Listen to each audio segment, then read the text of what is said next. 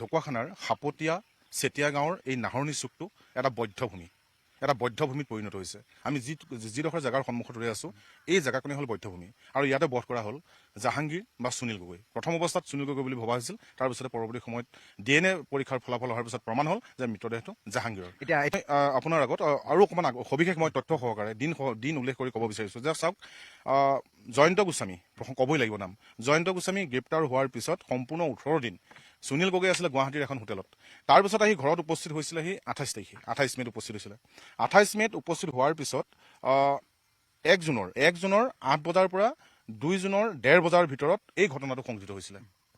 আৰু তাৰপিছত 2 জুনত আহিছিলে ফৰেনচিক আৰু CID দল। এই স্থানত আচলতে ঠাহ খাই আছিলে। সংযুক্তা পৰখৰ আহিছিল, সুধাকৰ সিং আহিছিলে, দেখিছিলো এদিন পিছত DGPও আহিছিল। 3 জুনত এই স্থানলৈ DGP আহিছিলে। DGP আহি সমগ্ৰ ঘটনাটো নিজ চকুৰে পৰ্যবেক্ষণ কৰি সেই জেগাটোলৈ গৈছিলে বা দাঁতি কাষতে থকা যি পুখুৰীটোত কাৰোবাৰ মুণ্ড এটা পৰি আছে বুলি ভবা হৈছিল তালৈ গৈছিলে। সুনীল গগৈ ঘৰলৈ গৈছিলে, ঘৰলৈ গৈ সান্তনা বাণী সোমাইছিলে। তাৰপিছত আৰু এটা কথা মন কৰিব, DGPৰ পিছতে 4 জুনত সেইদিনা আছিলে 4 জুনত দিছিলে নিৰ্বাচনৰ ফলাফল আছিলে। কিন্তু সেইদিনা আমি ভাবিছিলো নিৰ্বাচনী ফলাফল আহিব, তাৰে মাজত অসমৰ ৰাইজ ব্যস্ত হৈ থাকিব, সুনীল গগৈ আৰু জাহাংগীৰৰ বিষয়টো অপ্ৰাসংগিক হৈ থাকিব। কিন্তু সেয়া নহ'ল। 18 তাৰিখৰ সম্পূৰ্ণ ৰিজাল্ট আমি পালো। আৰু যদি চাওঁ তেতিয়াহ'লে 28 তাৰিখে ঢকুৱাখানালৈ বেক হোৱা সুনীল গগৈয়ে 3টা দিন তেওঁ ঘৰত থাকিলে। হঠাৎ 30 তাৰিখৰ নিশাৰ পৰা জাহাংগীৰ নাইকিয়া হৈ পৰিলে। 4 জুনত আৰু এটা ডাঙৰ ঘটনা হৈছিলে। প্ৰথম ফৰেনচিক টিম আহি ইয়াত নমুনা সংগ্ৰহ কৰি যোৱাৰ পিছত দ্বিতীয়জন কেশৱ কুমাৰ, এজন দেশৰ আগশাৰীৰ ফৰেনচিক বিশেষজ্ঞ, তেখেত আহি 4 জুনত আহি পুনৰ নমুনা সংগ্ৰহ কৰিছিলে। আৰু তেতিয়াৰ পৰা সমগ্ৰ ঘটনাটো অনুমান তেতিয়াৰ পৰা লৈছিলে। কেশৱ কুমাৰে আহি এই স্থলীৰ পৰা প্ৰথমটো টিমে যিডাল বেল্টৰ ভিত্তিত জাহাংগীৰৰ ভাতৃৰ পৰা DNA নমুনা সংগ্ৰহ কৰিছিলে, যিডাল বেল্টৰ ভিত্তিত, সেই বেল্টৰ টুকুৰাটো কিন্তু 4 জুনত কেশৱ কুমাৰে এই স্থানৰ পৰা, যিটো স্থান আমি ইয়াৰ পূৰ্বে দেখুৱাইছিলো, জুইত নেকি মৃতদেহটো জ্বলি আছিল, এখন তীক্ষ্ণ মিট পৰি আছিল। দা দেখিলে ইমানেই তীক্ষ্ণ আছিল, দেখিলে গাৰ নোম শিয়ৰি উঠে। সেই দাখনৰে হিৰ'ছেট কৰা নিশ্চয় সকলোৱে অনুমান কৰিছে সেই দাখন জুইত কিয় পেলাই দিলে হত্যাকাৰীয়ে। বৰষুণ আছিলে, কেমিকেল ইউজ কৰাৰ কথা কোৱা হৈছে যে মৃতদেহটো খুব নৃশংসতাৰে আক্ৰমণ কৰা হৈছিলে। কাৰণ আপোনালোকে লক্ষ্য কৰক যে প্ৰথমে মৃতদেহটোক হত্যাৰ ৰূপ দিয়া হৈছে, তাৰপিছত হাত ভৰি কাটি পেলোৱা হৈছে। এই মুহূৰ্তলৈকে এই ছিন্নমুণ্ড উদ্ধাৰ হোৱা নাই। গতিকে এই গোটেই বিষয়টোক লৈ আৰক্ষী বিপাঙত পৰিছিলে। কিন্তু 18 তাৰিখে গোটেই ছবিখন স্পষ্ট হ'ল। 18 তাৰিখে নহয়, 15 তাৰিখৰ পৰা বিভিন্ন মাধ্যমত যে মৃতদেহটো সুনীল গগৈ নহয় সেয়া প্ৰচাৰ হৈছিলে। আনুষ্ঠানিকভাৱে নহয়, আৰক্ষীৰ মাজৰ কোনো লোকে হয়তো লিক আউট কৰিছিলে। তাৰ মাজতে 18 তাৰিখে লখিমপুৰৰ যিগৰাকী আৰক্ষী অধীক্ষক অপৰ্ণা নটৰাজনে আৰু প্ৰেছ মিট যোগে, সংবাদ মেল যোগে ঘোষণা কৰিছিলে আনুষ্ঠানিকভাৱে যে মৃতদেহটো আগতে আমি অনুমান কৰাৰ দৰে সুনীল গগৈ নহয়, সেইটো জাহাংগীৰৰ DNA লগত মেটচ হৈছে, অৰ্থাৎ জাহাংগীৰৰ মৃতদেহ। এই পথটোৰে সুনীল গগৈ আহিছিলে বা জাহাংগীৰক লৈ অহা হৈছিলে। ঠিক বিভিন্ন কথাখিনি আৰক্ষী তদন্ত স্পষ্ট হ'ব। কিন্তু কাৰোবাক বধ কৰি পেলাই এই পথৰুৱা আৰু যিটো সাধাৰণতে দৃষ্টিত নপৰা পথটোৰে লৈ অনা হৈছিলে। আপোনালোকক মই ভিডিঅ' ক্লিপ এটা দেখুৱালো আৰু শুনিলে আপোনালোকৰ কি ক'লে, কেনেকৈ জাহাংগীৰ হুছেইনক বুদ্ধি কৰি আনিলে লুংলুঙীয়া ৰাস্তাতে। আৰু ঠাইকণ মই দেখুৱালো আৰু মই স্ক্ৰীণত মই ভালকৈ আপোনালোকক ঠাইকণো দেখুৱাই আছোঁ, আপোনালোকে চাওক। আৰু যিজন দাদা বুলিয়ে কৈছোঁ, কাৰণ আজিলৈকে চিনি পোৱা নাই বা লগ পোৱা নাই, হ'লেও দাদা বুলি সম্বোধন কৰিছোঁ। সেইজন দাদাই চাওকচোন কথাখিনি কেনেকৈ কৈছে আৰু তাত যিখিনি ঘটনা হৈ গৈছিল, পোনপ্ৰথমে কোনে দেখিছিল, কি কৰিছিল, সম্পূৰ্ণ কথাখিনি উল্লেখ কৰিছে। আৰু মই আপোনালোকক সেই প্ৰসংগটোত মই নোকোৱাকৈ আপোনালোকে নিশ্চয় বুজি পাইছে। আৰু ইমান নিৰ্মম হত্যা কওকচোন, যি নেকি ভাবিব নোৱাৰো, যি নেকি সপোনতো ভাবিব নোৱাৰো, চিন্তা কৰিব নোৱাৰো, এনেকুৱা এটা হত্যা কৰি পেলাইছে এজন ব্যক্তিক। পোনপ্ৰথমে সকলোৱে ভাবিছিল সুনীল গগৈ ডেড বডি, কিনাৰতে আছিল সুনীল গগৈ চোলা, সেইটো কাৰণে ভাবিছিল সুনীল গগৈ ডেড বডি এইটো বুলি। কিন্তু ঘৰখনত কাজ চব কৰিলে, পত্নীয়ে বিধৱা সাজ পিন্ধিলে, যিখিনি নিয়ম নীতি কৰিছিল সেই সকলোখিনি ঘৰখনে কৰিলে। পিছতহে গম পালে যিটো DNA টেষ্টৰ মতে যি নেকি জাহাংগীৰ হুছেইনৰ ভাতৃয়ে সেই ডেড বডিটোত এটা বেলৰ টুকুৰা পাইছিল, সেই টুকুৰাটোক চিনাক্ত কৰিলে যে এইটো মোৰ দাদা বেলৰ টুকুৰা। আৰু তাৰ পিছত সন্দেহ কৰি DNA টেষ্ট কৰিবলৈ হায়দৰাবাদলৈ লৈ গৈছিল ডেড বডিটো। আপোনালোকে নিশ্চয় গম পায়, হায়দৰাবাদত ডেড বডিটোত DNA টেষ্ট কৰিবলৈ লৈ গৈছিল, যে নেকি সেই ডেড বডিটোত পোৱা যিটো বেল্টৰ টুকুৰা, তাৰ টুকুৰাত ফৰেনচিক টিমটো আহি নমুনা সংগ্ৰহ কৰিছিল। তাৰপিছত লৈ গৈছিল হায়দৰাবাদলৈ টেষ্ট কৰিবলৈ। তেতিয়াই ওলাই পৰিল যে উৰহি গছৰ উৰটো সেইটো প্ৰকৃততে ডেড বডি সুনীল গগৈ নহয়, সেইটো জাহাংগীৰ হুছেইনৰহে ডেড বডি। এতিয়া জাহাংগীৰ হুছেইনক সুনীল গগৈ কেনেকৈ হত্যা কৰিলে, লগত আৰু কোন কোন আছিলে, A to Z ৰহস্য ফাদিল হ'ব যদিহে সুনীল গগৈ সোনকালে ধৰা পৰে। আৰু আপোনালোকে এইখিনিতে মন কৰিব, সুনীল গগৈ কেতিয়াও অকলে সেইজন ব্যক্তিক অকলে কেতিয়াও হত্যা কৰিব পৰা নাই। আৰু মই আপোনালোকক আৰু এটা দেখাম, সুনীল গগৈয়ে ঘৰখনৰ কি কি সম্পত্তি আছে। এইফালে চাওক, বাগান দেখিছে, সুনীল গগৈৰ এয়া বাগান, আপোনালোকক মই স্ক্ৰীনত লগাই দিছোঁ, অজস্ৰ সা সম্পত্তি সুনীল গগৈ। আৰু আপোনালোকে গম পাইছে LIC কথাও আপোনালোকে শুনিছিল, সুনীল গগৈয়ে জাহাংগীৰ হুছেইনক কি কাৰণে মাৰ্ডাৰ কৰি পেলালে। ঘৰখনেতো নিশ্চয় গম পাব, সুনীল গগৈ পত্নী, সুনীল গগৈ পুত্ৰ, A to Z জানিব।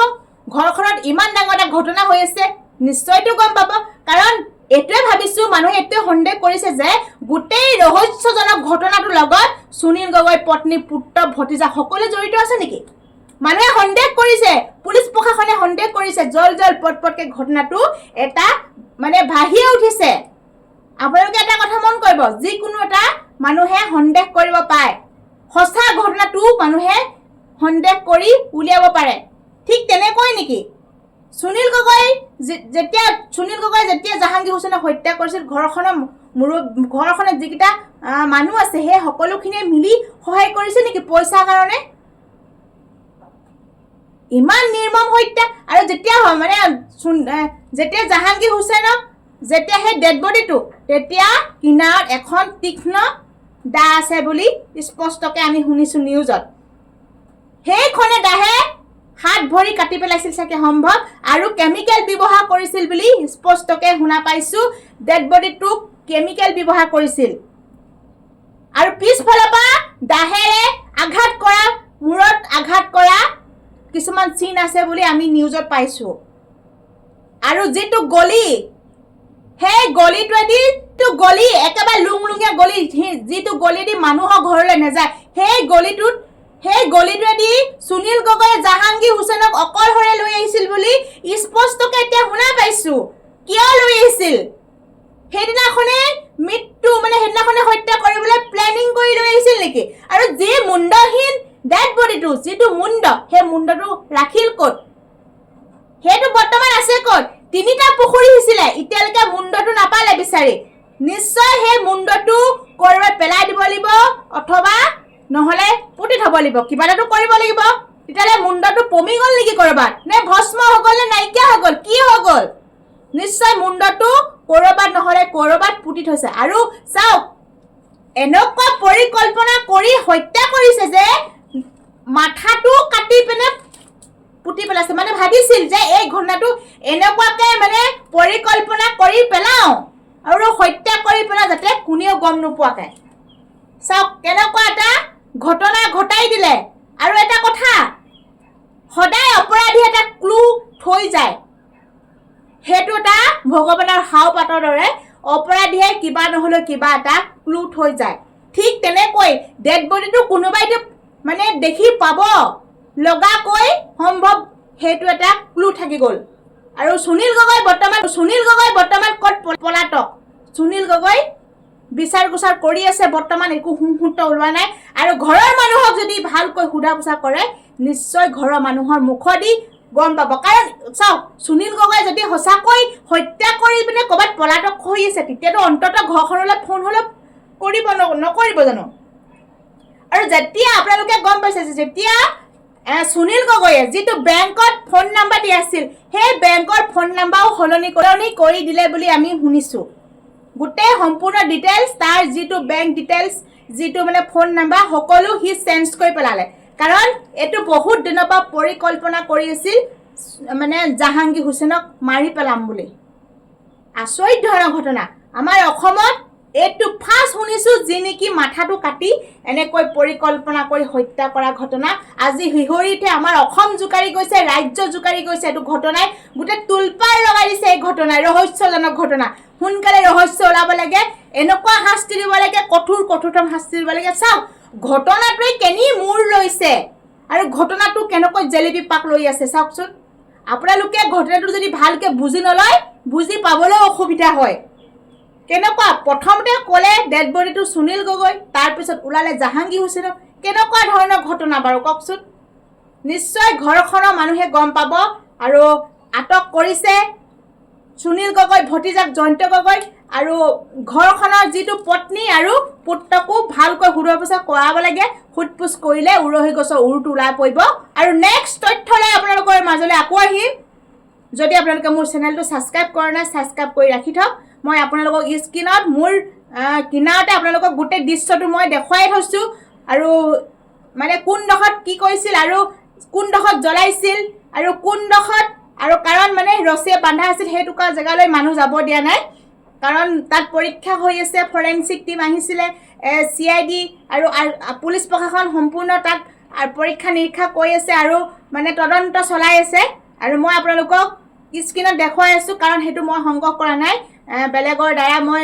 পাই পিনে ভিডিঅ' ক্লিপটো লগাই থৈছোঁ আপোনালোকে নিশ্চয় চাই গম পাইছে আৰু সেইটোকা জেগাতে ঘটনাটো হৈছিল আৰু বেছি ভিডিঅ'টো দীঘলীয়া নকৰোঁ ধন্যবাদ আকৌ আহিম পুনৰ এটা ভিডিঅ'লৈ ধন্যবাদ